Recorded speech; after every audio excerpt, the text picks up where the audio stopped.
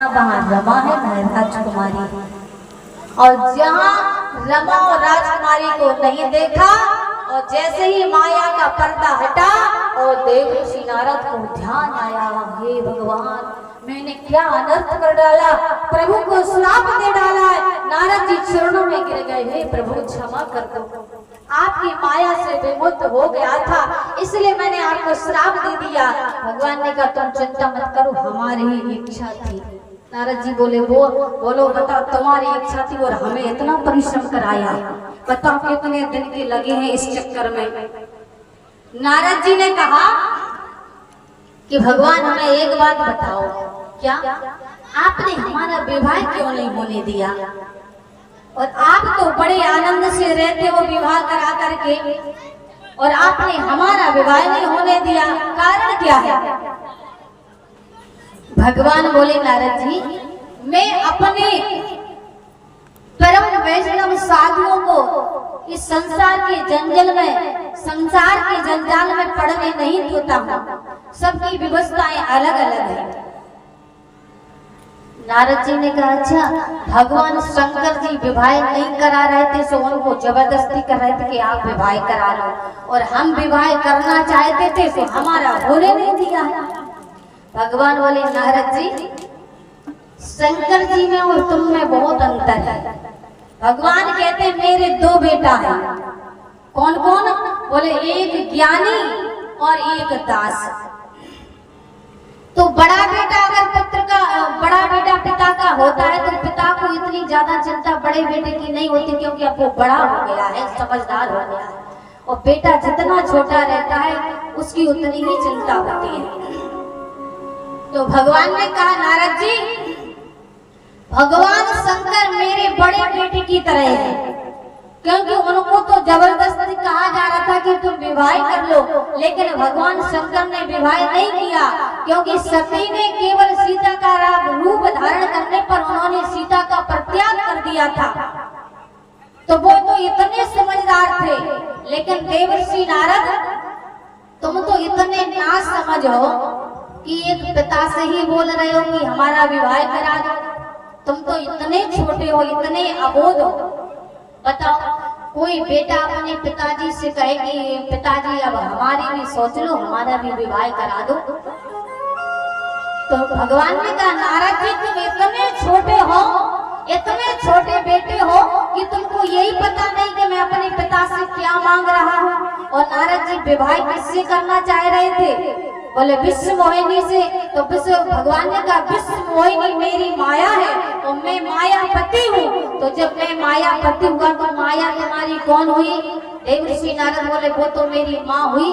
तो भगवान ने कहा तो माँ से विवाह करना चाहते थे, बताओ तुम इतने छोटे हो कि अपनी माँ से ही विवाह करना चाहते थे, और किससे, बोले जो जगत को मोहने वाली माया है उससे विवाह करना चाहते थे।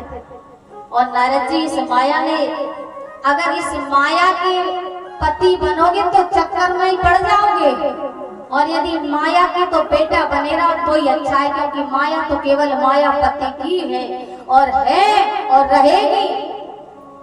इसलिए माया के पति मत बनो, माया के बेटे बन जाओ तो कल्याण होगा और आपको आनंद भी आएगा। और जहाँ मायापति बनने की कोशिश करी ना, इतनी धन संपत्ति का मालिक मैं हूँ, और संपत्ति के माया के मालिक तो भगवान के अलावा कोई हो ही नहीं सकता है। ये माया ऐसी विचित्र है, इस माया ने बड़े बड़े लोगों को नचा दिया है। कहा है सब जग को रही नचाए नचाए ये माया जादूगरनी, सब जग को रही नचाए नचाए ये माया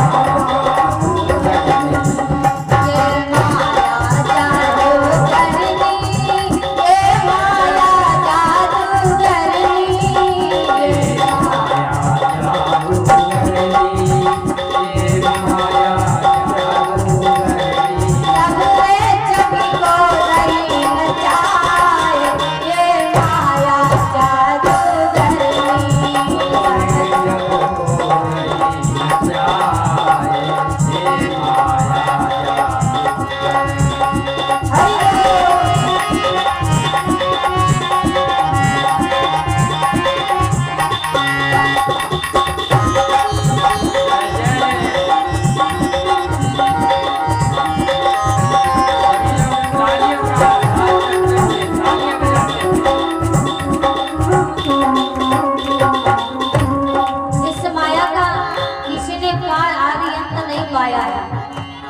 इसका हो न पायो धारा, ये सबको कहीं बचाया।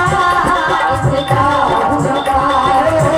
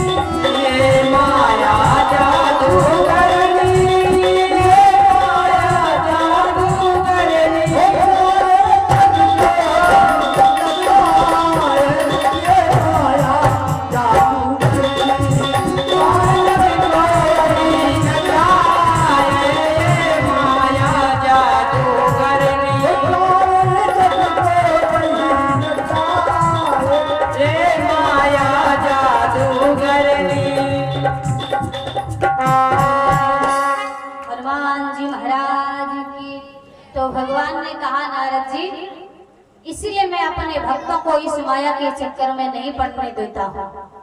क्योंकि नारद जी ने कहा प्रभु आप कहते हो कि मैं अपने भक्तों को चक्कर में नहीं पड़ने देता, क्यों, क्या कारण है कि विवाह नहीं होने देते हो? भगवान ने कहा नारद जी आप विवाह करते और आप संसार के जाल में फंस जाते। और बैरागियों के लिए पता है क्या बताया है? नारी अवगुणों की खान है साधुओं के लिए। यदि तपस्वियों को अपनी तपस्या को बचाना है तो नारी उनके लिए अवगुणों की खान ही मानना चाहिए। नारद जी बोले अच्छा, हमसे कह रहे हो कि नारी अवगुणों की खान है और स्वयं हरण होने पर क्या कर रहे थे? हा गुण खान जानकी सीता, रूपशील व्रत नेम पुनीता। जब आप सीता जी को ढूंढ रहे थे तब आप कह रहे थे हा गुण खान जानकी सीता। आप के लिए नारी गुणों की खान है और हमारे लिए गुणों की खान। राम जी बोले नारद जी सबके लिए अलग अलग व्यवस्था है।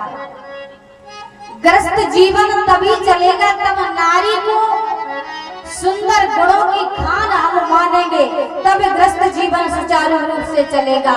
और साधुओं को जीवन, नारियों को अवगुणों की खान, क्योंकि अवगुण मूल सूद प्रद प्रमदा सब दुख खान। साधु अगर ग्रस्त जीवन तरफ चले जाए तो उनका साधुत्व ही नहीं रहेगा। इसलिए साधु संतों के लिए अवगुणों की खान है, लेकिन वही ग्रस्तों के लिए वही देवी गुणों की खान मानना चाहिए, तब ग्रस्त जीवन सुचारू रूप से चलता है। और साधुओं के लिए दुखों की खान मानना चाहिए, तभी उनकी साधुता सही रह सकती है। इसलिए देवर्षि नारद सबके लिए अलग अलग व्यवस्था है। देवर्षि नारद ने कहा ठीक है,